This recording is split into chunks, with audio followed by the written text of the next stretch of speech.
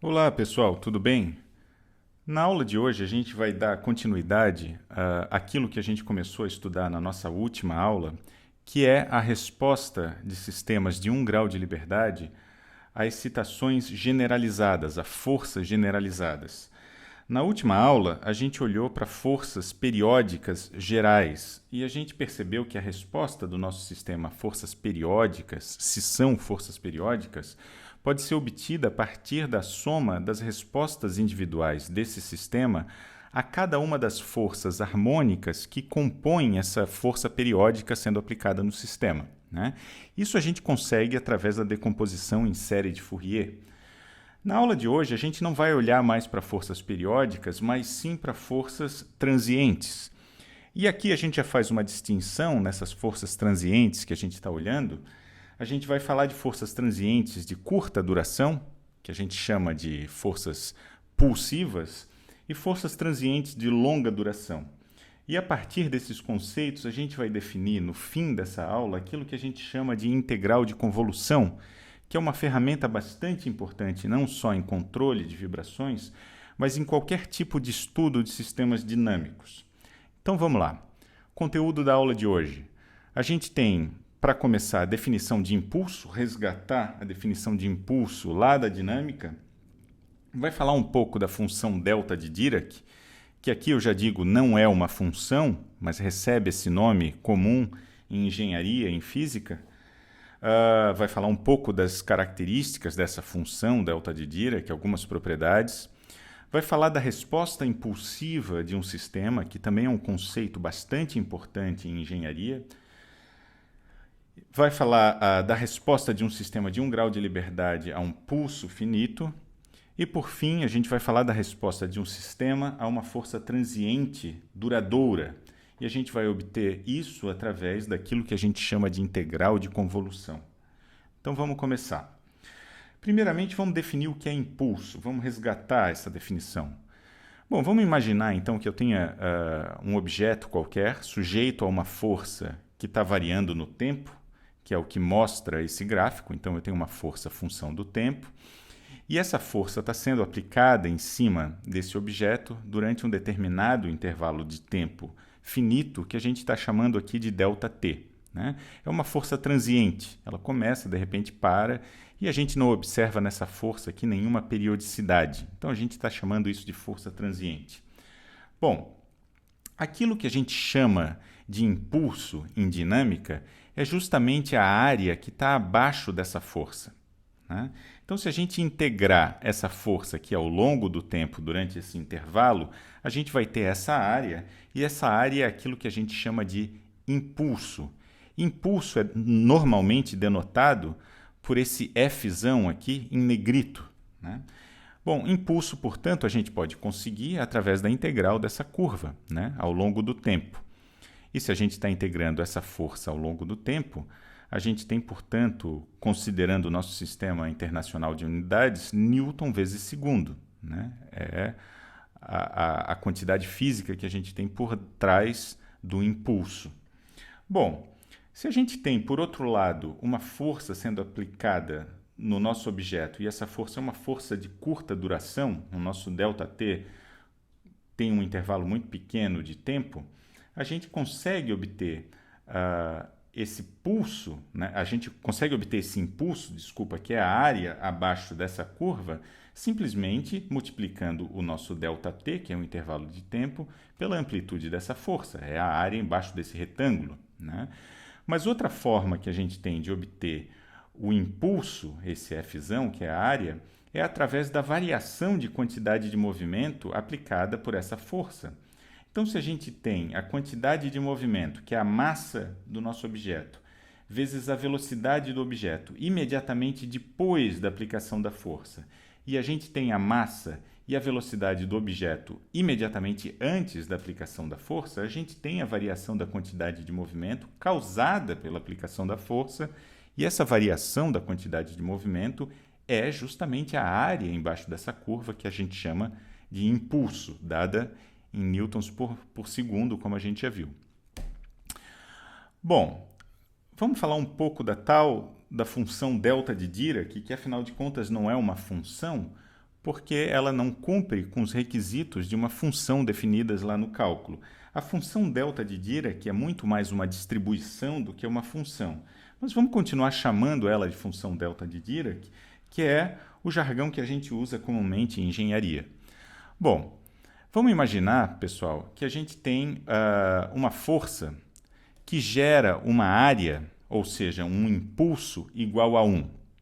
Então, a área embaixo desse retângulo é igual a 1, o impulso causado por essa força é igual a 1. Vamos imaginar que a gente mantenha essa área igual a 1 sempre, e a gente vai restringindo o tempo de duração dessa força. Então, esse tempo vai ficando cada vez mais estreito, mais curto.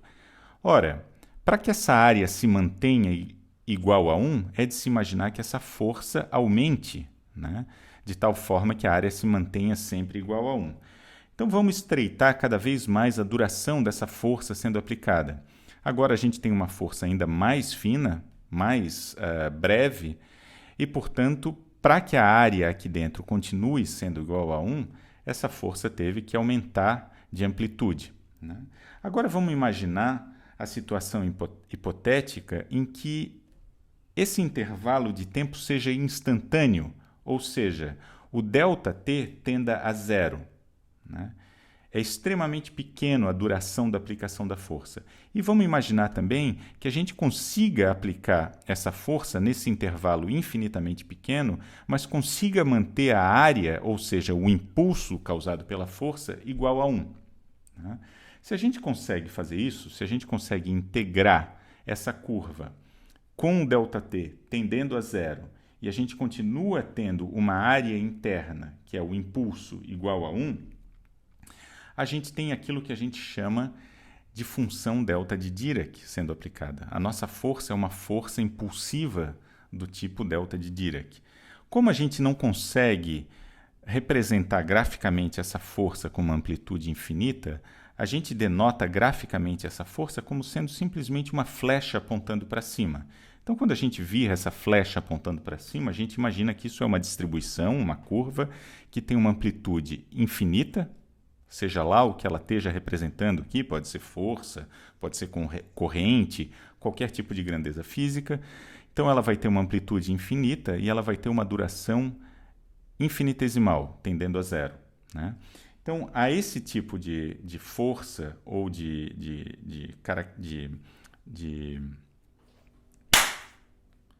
a esse tipo de força, então, a esse tipo de força a gente chama de força impulsiva de Dirac, né? Definida por uma função delta de Dirac. E a gente chama isso de delta, portanto, né? Então, quando a gente vira esse delta, a gente sabe que é uma grandeza física, que aqui a gente está chamando de força, mas que tem uma duração infinitamente pequena e uma amplitude infinitamente grande, e que a área aqui dentro do impulso causado por essa grandeza física é igual a 1, né? É o delta de Dirac.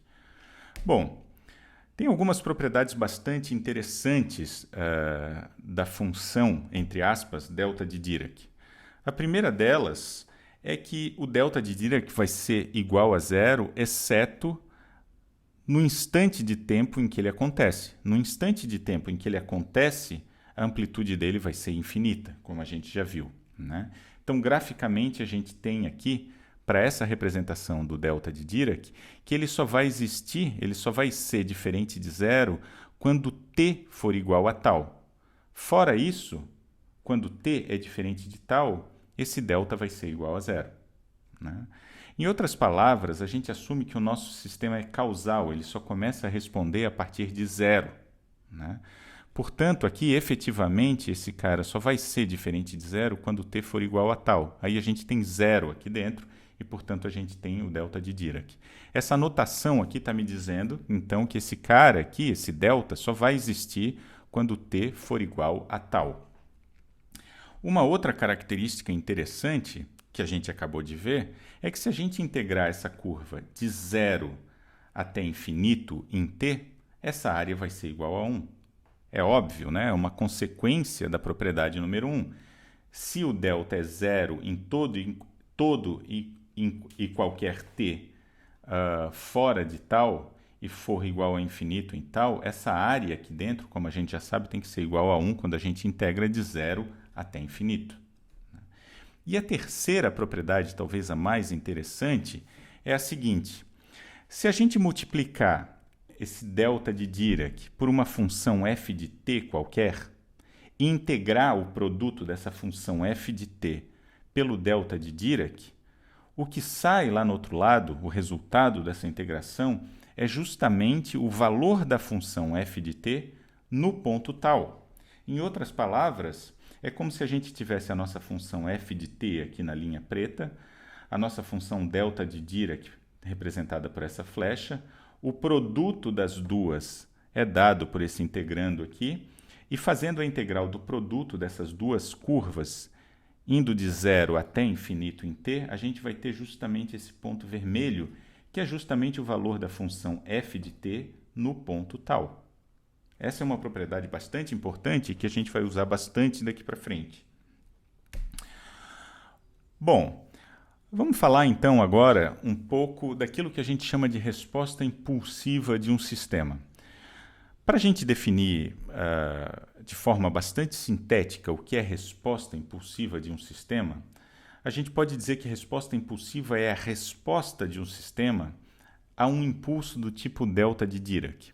Se a gente está falando, portanto, de um sistema mecânico como os nossos, que a gente tem visto, vamos começar por um sistema massa-mola-amortecedor, a resposta impulsiva desse sistema massa-mola-amortecedor é a resposta que esse sistema tem quando ele está sujeito a uma força que se comporta como um impulso do tipo delta de Dirac. Então a gente dá aquele impulso com uma força infinita, que tem uma duração infinitamente pequena, e a resposta do sistema a essa força é o que a gente chama de resposta impulsiva. E a gente vai ver que isso também se chama de função de Green. Essa resposta do sistema a uma força impulsiva do tipo delta de Dirac é o que a gente chama de função de Green também. Então vamos imaginar que a gente tem aqui o nosso sistema massa-mola-amortecedor e está sendo aplicado aqui uma força que é uma força representada por uma função delta de Dirac, né? Essa seta em amarelo. Portanto, ela vai existir lá no tempo t igual a 0 e a partir do momento que ela é aplicada, ela não existe mais e o sistema vai responder a essa força. Bom, a gente já sabe que o impulso causado por essa força pode ser medido pela área, né? Força vezes o ΔT, e essa área tem que ser igual a 1, porque esse delta de t aqui produz um impulso que é uma área unitária. Mas a gente sabe também que esse impulso pode ser calculado através da variação da quantidade de movimento. Então, se a gente tem a quantidade de movimento imediatamente depois da aplicação da força e imediatamente antes da aplicação da força, a gente tem um impulso causado por essa força que a gente já sabe que é igual a 1, porque isso aqui é um impulso do tipo delta de Dirac. Bom, no caso dessa força de Dirac, que é uma força de amplitude infinita e duração infinitamente pequena, a gente tem então a quantidade de movimento logo após a aplicação da força e a quantidade de movimento imediatamente antes da aplicação da força. Isso tem que ser igual a 1. Né? A gente pode escrever isso de outra maneira, né? A gente sabe que a duração dessa força aqui é infinitamente pequena. Então, a quantidade de movimento após a aplicação da força, a gente diz que ela acontece exatamente no tempo t igual a 0. E a quantidade de movimento antes da aplicação da força, imediatamente antes da aplicação da força, a gente está chamando igual a t no limite vindo pela esquerda de t, imediatamente antes de 0.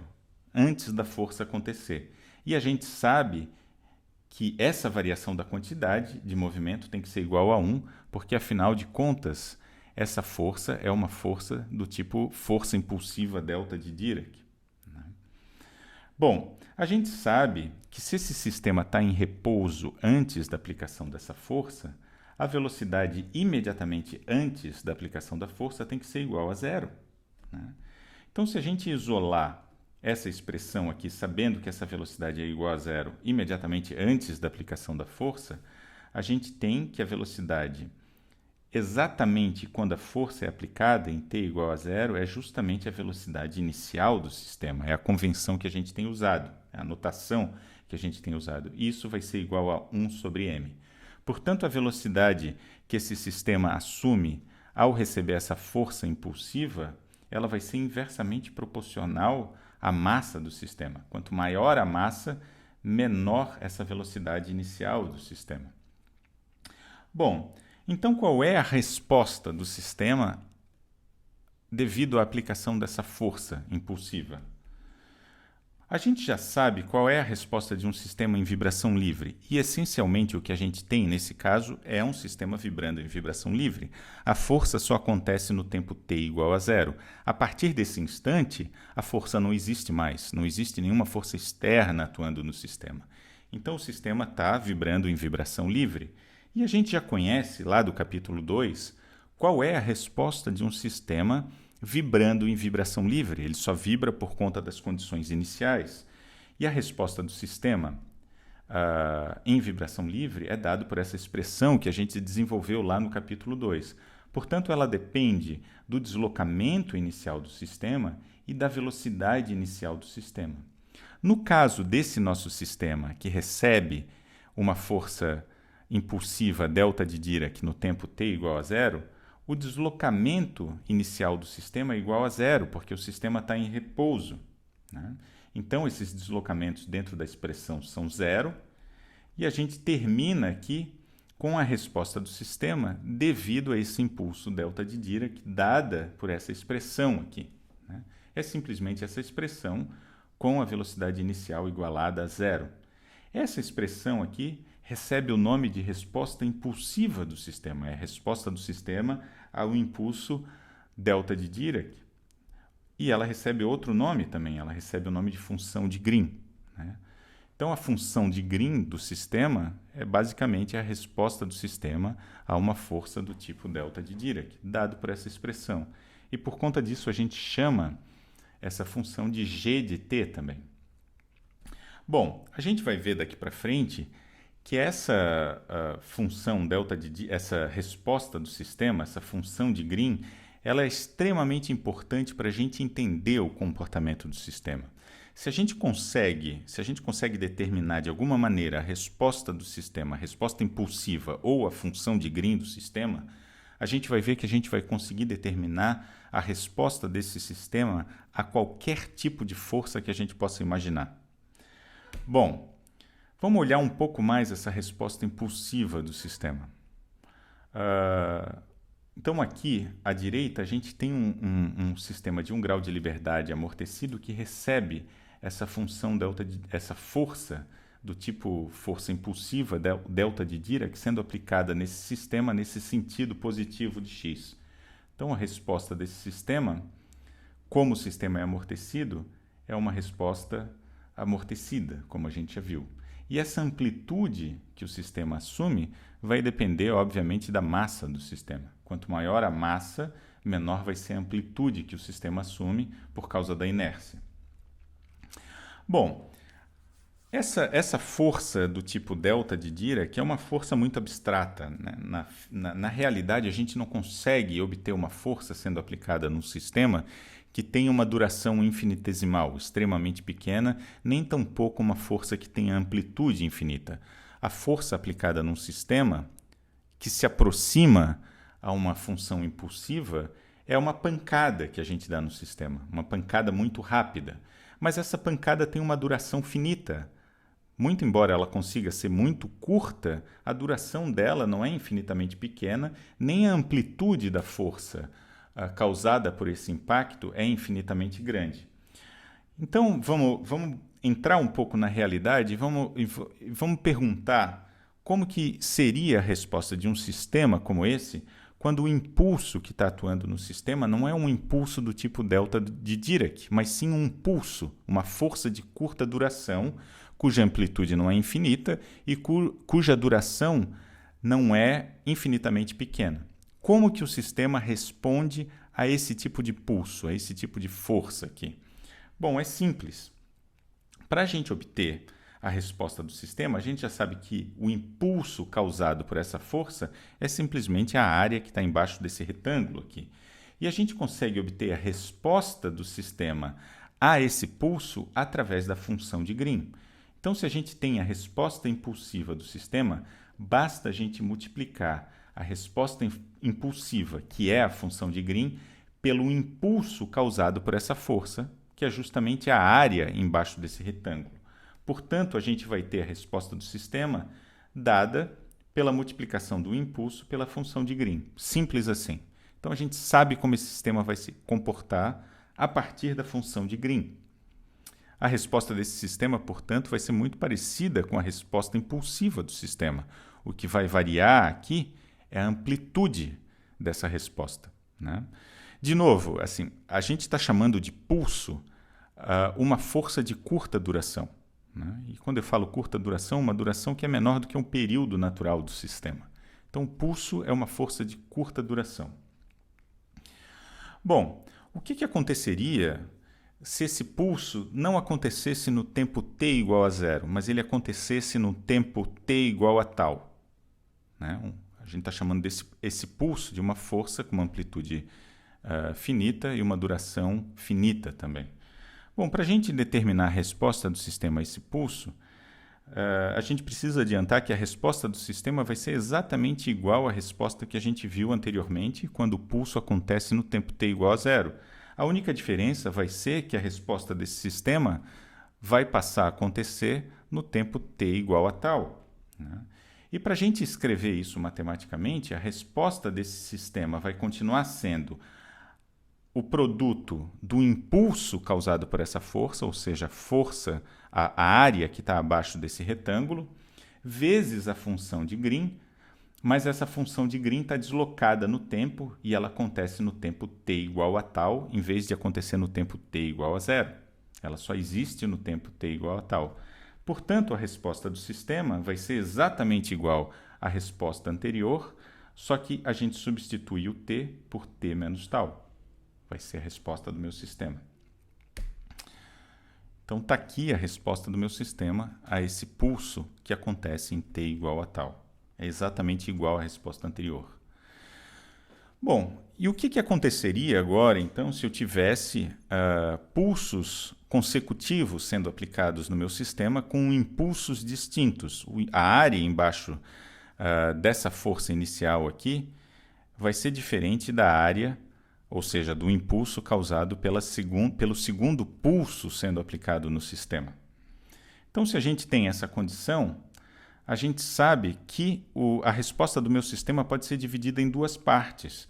Primeiro, a resposta do meu sistema vai ser a resposta entre o tempo t igual a zero e t igual a tal, dada pela resposta que a gente já determinou anteriormente, e depois a resposta do sistema a partir da aplicação do segundo pulso vai ser a soma da resposta que o sistema adquiriu durante a aplicação do primeiro pulso, mais a resposta que o sistema adquire com a aplicação do segundo pulso. Então, a resposta ao primeiro pulso a gente já determinou no primeiro exemplo, e a resposta ao segundo pulso vai ser a resposta devido ao primeiro pulso, que acontece lá em tempo t igual a zero, mais a resposta do segundo pulso, que a gente já sabe que acontece no tempo t igual a tal. Portanto, a resposta do meu sistema a partir de t maior que tal vai ser a soma dessas duas respostas causadas por esses dois pulsos, né?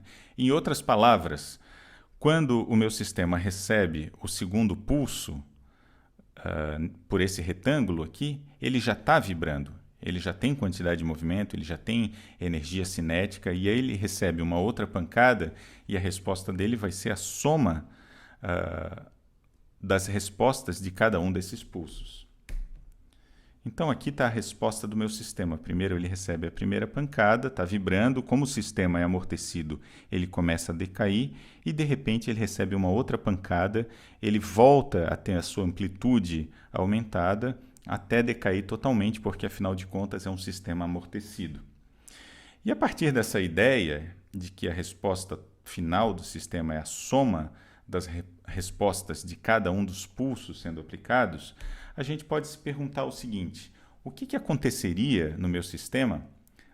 Ou melhor, será que a gente conseguiria aplicar um primeiro pulso no meu sistema de tal maneira que ele começasse a oscilar e será que a gente consegue aplicar um segundo pulso no meu sistema que cancele o primeiro? Em outras palavras, a gente aplica o primeiro pulso, ele oscila, e a partir de um determinado instante a gente aplica um segundo pulso que faz com que o sistema pare imediatamente? Bom, eu vou deixar essa pergunta em aberto e eu desafio vocês a pensarem, a partir dessas equações que a gente já derivou aí, se existe uma expressão que me forneça a amplitude desse segundo pulso e o tempo em que ele deva ser aplicado para que a gente anule o movimento do sistema. Ou seja, a gente tem essa movimentação do sistema a partir do primeiro pulso e o segundo pulso sendo aplicado no sistema faz com que ele tenha uma resposta nula a partir de tal, que é quando o segundo pulso acontece.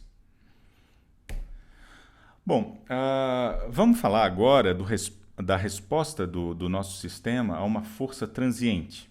E aí a gente entra no conceito de integral de convolução. Quando a gente fala agora numa força transiente, a gente está falando de uma força que dura um determinado instante de tempo, mas esse instante de tempo é razoavelmente grande, de tal maneira que é importante a gente entender o que acontece com o nosso sistema enquanto essa força transiente ainda está sendo aplicada no sistema. Bom, vamos imaginar então que a gente tem aqui a nossa força sendo aplicada no sistema. Essa é uma força transiente, ela dura um intervalo ΔT que não é infinitamente pequeno, né? E a nossa pergunta é como que o sistema se comporta a essa força. Bom, para a gente responder essa resposta, a gente pode começar a imaginar que essa curva aqui ela pode se aproximar a um pulso daqueles que a gente já viu anteriormente, que tem uma duração pequena, ΔT, e uma amplitude finita, né? E a resposta do sistema a esse pulso, que ocorre lá no tempo t igual a tal, a gente já sabe, né? A gente já sabe que a resposta do sistema a esse pulso, que está achurado em azul, vai ser simplesmente essa área, ou seja, esse impulso, multiplicado pela função de Green deslocada em tal. Ela só acontece em t igual a tal. Ora, a partir disso, a gente consegue imaginar que a gente conseguiria uma resposta aproximada do sistema a essa curva aqui se a gente criar abaixo dessa curva vários pulsos como esse que a gente acabou de criar e some a resposta do sistema a cada um desses pulsos. Portanto, a gente teria essa expressão que é a soma das respostas do sistema a cada um desses pulsozinhos que estão abaixo da curva. Isso é, obviamente, uma aproximação da resposta do sistema, porque esses pulsos aqui eles não descrevem exatamente aquilo que está abaixo da curva, não é? Então, a resposta aproximada do sistema a essa curva aqui poderia ser, portanto, a soma das respostas de cada um desses pulsos que constituem aproximadamente essa área que está abaixo da curva. Agora, se a gente resolver diminuir esse intervalo de tempo, de tal maneira que esse intervalo de tempo que dura cada um desses pulsos tenda a zero, ou seja, ele passa a ser um intervalo de tempo infinitesimal, que a gente pode passar a chamar de dt, né? Porque ele é infinitamente pequeno, aí, em vez de eu ter essa aproximação da área abaixo da curva, eu tenho a área exata abaixo da curva. Então, em vez de eu fazer um somatório de cada um desses pulsos, eu faço a integral de 0 a t, né? E aí eu tenho a área exatamente igual abaixo dessa curva e tenho a resposta do sistema causada por essa força transiente aqui, a resposta exata do sistema. Isso é bastante interessante, porque a partir disso eu consigo entender que a resposta de um sistema pode ser determinado pela força que está sendo aplicada nesse sistema, mas que é fundamentalmente determinado pela função de Green, ou seja, pela resposta impulsiva do sistema. Portanto, se eu tenho uma expressão para a força que está sendo aplicada no sistema e eu tenho a resposta impulsiva do sistema, que é a minha função de Green, eu consigo calcular a resposta do sistema a qualquer força que eu possa imaginar, inclusive forças harmônicas, inclusive forças periódicas. A resposta do sistema, então, é obtida através dessa integral que a gente chama de integral de convolução, que nada mais é do que a integral do produto da força sendo aplicada pela função de Green do sistema, que é a função resposta impulsiva do sistema. A gente já sabe que a função de Green é dada por essa expressão aqui dividido por m ômega d, mas m ômega d é uma constante, portanto ela sai para fora da integral. Então essa expressão aqui é bastante importante em engenharia, porque ela nos permite determinar a resposta do sistema a carregamentos complexos, a forças complexas. E como eu falei lá no começo, ela não é necessariamente aplicada a sistemas mecânicos só, ela pode ser aplicada a todos os sistemas dinâmicos, sistemas eletrônicos, sistemas elétricos, sistemas pneumáticos, em que em vez da força eu tenha outras grandezas físicas, como por exemplo pressão, corrente elétrica, diferença de potencial e assim por diante. Se eu tenho a expressão dessa função aqui explícita e tenho a resposta impulsiva do sistema, então eu consigo determinar a resposta total do sistema. Vamos entrar então em alguns exemplos para a gente conseguir entender como funciona a integral de convolução. Vamos imaginar então que eu tenho aqui o nosso sistema clássico mecânico composto por uma massa, uma rigidez dada por essa mola, e um sistema de amortecimento dado por esse amortecimento viscoso aqui. E nela seja aplicada uma força, e essa força seja uma força transiente desse tipo aqui. É uma força constante. Então o sistema está parado, em repouso, e no tempo t igual a zero, essa força começa a agir no sistema. É como se houvesse um degrau de uma força instantânea acontecendo no sistema, que acelera instantaneamente de zero até F0 e permanece em cima do sistema. Qual é a resposta do meu sistema a essa força? Bom, basta a gente usar a integral de convolução, né? Portanto, a resposta do meu sistema a essa força vai ser essa expressão da força aqui, que é uma constante, multiplicado pela minha função de Green e a integral disso tudo. Como essa constante aqui, como essa força é uma constante, ela sai para fora da integral, e se a gente efetuar essa integral aqui, calcular essa integral ao longo de tal, a gente tem a resposta do meu sistema em t. Então, resolvendo essa integral, a gente chega na seguinte expressão, em que esse φ aqui é dado pelo arco tangente do xi, que é o meu fator de amortecimento, dividido pela raiz quadrada de 1 menos xi ao quadrado. Basta resolver essa integral. Essas integrais são realmente bastante chatas de resolver, né? A fórmula é bastante milagrosa, porque a gente consegue resolver, prever a resposta do sistema a qualquer tipo de força, desde que a gente tenha uma expressão para força e desde que a gente tenha uma função de Green do sistema. Mas a grande questão é que, às vezes, resolver essas integrais é uma coisa bastante complicada. Obviamente, se o meu sistema é um sistema não amortecido, esse termo aqui cai fora e as integrais ficam mais simples de resolver. Agora, essas integrais, quando o sistema é amortecido, podem ser resolvidas numericamente. A gente joga no computador e o computador resolve isso numericamente para a gente. Então, aqui está a resposta desse sistema a essa força, né? O sistema, portanto, é dado aqui pelo movimento x de t em função do tempo, e lá no tempo t igual a zero, ele está em repouso aqui na posição de equilíbrio zero. A partir do momento que ele recebe a força, ele leva um impulso e começa a oscilar, e essa oscilação cai e volta para um outro ponto de equilíbrio, que é dado por F0 dividido por K, né? Que é o meu delta estático, né? Porque a força continua atuando no sistema, até que ele para totalmente e fica nesse novo ponto de equilíbrio. No exemplo 2, a gente tem algo análogo ao que a gente tinha no exemplo 1. Só que em vez dessa força constante aparecer no tempo t igual a zero, essa força passa a existir no tempo t0, né? Ela está deslocada por um intervalo t0, portanto. Então, qual é a resposta do sistema a essa nova força atuando no sistema?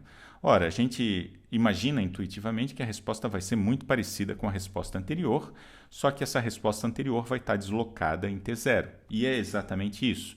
Portanto, se a gente tem a resposta do sistema que foi calculado no exemplo 1, em que essa força passa a agir no tempo t igual a zero, a gente consegue calcular essa resposta no tempo que começa, a resposta devido a essa força que começa a agir no tempo t0. Basta a gente pegar a resposta anterior e substituir os t's por t menos t0. É uma propriedade da minha função delta de Dirac, né? Então, a minha resposta a essa força é semelhante à minha resposta à força do exemplo 1, só que os meus t's aqui, eles estão substituídos por t menos t0. Significa que essa resposta só começa a existir a partir do zero efetivo, quando t é igual a t0. Antes disso, ela não existe, a resposta é nula. Então, aqui está a resposta do meu sistema devido a essa força que passa a existir a partir de t0. No exemplo 3, a gente tem uma força sendo aplicada parecida com a força do exemplo 1, só que essa força ela deixa de existir no tempo t0. Ora, se a gente analisar bem a característica dessa força, a gente vai perceber que ela é, na verdade, a soma da força do exemplo 1, que é uma força contínua que passa a existir a partir de t0, mais uma força semelhante àquela do exemplo 2, que só existe a partir de t0. A única diferença para o exemplo 2 é que essa força que passa a existir a partir de t0, em vez de ser uma força positiva, que era o caso do exemplo 2, é uma força negativa, mas ela é semelhante. Ela é exatamente a força do exemplo 2 multiplicada por menos 1, vamos dizer assim. Então, se eu somar a força do exemplo 1 mais a força do exemplo 2, o que eu tenho aqui, na soma dessas duas forças, é exatamente essa força que está atuando no sistema, que é o exemplo 3. Né? E se eu tenho as respostas do meu sistema a essa força do exemplo 1 e à força do exemplo 2, que é nada mais, nada menos do que a força do exemplo 2 multiplicada por menos 1, né? Porque essa força é negativa, então eu tenho a resposta do meu sistema a essa força do exemplo 3. Então, basta eu escrever a resposta do meu sistema à força do exemplo 1, menos a força que está, a resposta do meu sistema devido à força do exemplo 2, que é a força do exemplo 1 atrasado em t0. Somando essas duas respostas, eu tenho, portanto, a resposta do meu sistema a essa força do exemplo 3, que é uma força que a gente chama de força do tipo portão, né? Ela existe durante um intervalo finito de tempo, depois acaba. Então, se a gente plotar essa função aqui, a gente vai ter essa resposta aqui. Ou seja, o sistema está lá parado, ele recebe uma força F0 no tempo t igual a zero constante, causa uma movimentação desse sistema, ele começa a oscilar e vai decaindo, porque ele é um sistema amortecido, e de repente, no tempo t igual a zero, essa força é retirada abruptamente do sistema, o que faz com que o sistema reaja como se ele estivesse recebendo um novo pulso, né? Então ele cai de novo para a posição de equilíbrio inicial dele, volta a oscilar até decair completamente. Essa é a resposta, portanto, desse sistema. Alguém poderia pensar o seguinte: ora, eu não poderia calcular a resposta do meu sistema utilizando a integral de convolução da seguinte maneira, integrando de 0 a t0 e depois de t0 até t infinito? Não poderia, né? Porque se a gente calcula a primeira parte dessa resposta integrando de 0 a t0, a gente vai ter exatamente essa resposta aqui, que é válida somente para t entre 0 e t0. Mas se a gente considerar que a força é igual a zero a partir de t0, a resposta do sistema seria nula a partir de t0. E não é o que acontece aqui. A gente sabe que a resposta do sistema a partir de t0, ela ainda vai ser influenciada pela resposta do sistema antes de t0. Portanto, a gente tem que levar em consideração que aqui está existindo uma força negativa que cancela essa primeira força e que gera esse tipo de resposta no meu sistema. Bom, Voltando agora para forças que duram um instante de tempo pequeno, que a gente convém chamar de pulso, né? A duração é bastante pequena, e aqui a gente define um pulso como sendo uma força que é aplicada num intervalo de tempo que é menor do que o período de oscilação natural do meu sistema. Então a gente está definindo formalmente aqui um pulso, né? Se esse tipo de força de curta duração é aplicada no meu sistema, existe uma coisa bastante interessante que acontece nesse sistema. Se essa duração aqui for menor do que o período amortecido do sistema dividido por 2, a resposta desse sistema é bem pequena, ele quase não reage. No entanto, se a duração desse pulso de curta duração for maior do que o período amortecido dividido por 2, a reação do meu sistema é muito mais evidente, é muito maior, né?